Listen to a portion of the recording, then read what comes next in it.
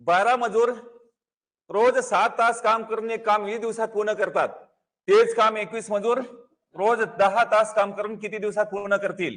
दिवस काढायचे म्हणून दिवस उजव्या साईडने लिहा, डाव्या साईडने तास लिहा आणि त्याच्या डाव्या साईडने काय लिहायचं? मजूर लिहायचंय.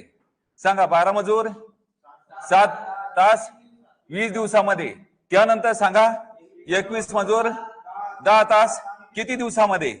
तर आता इथं काय दिवस काढायचे, डाव्या साईडनं मजूर आणि तास दिलेले. मजूर आणि तास मधून दिवस काढण्यासाठी काय म्हणायचं? वर्षाचा गुणाकार, खालच्या खालच्याच गुणाकार. बोला सगळेजण.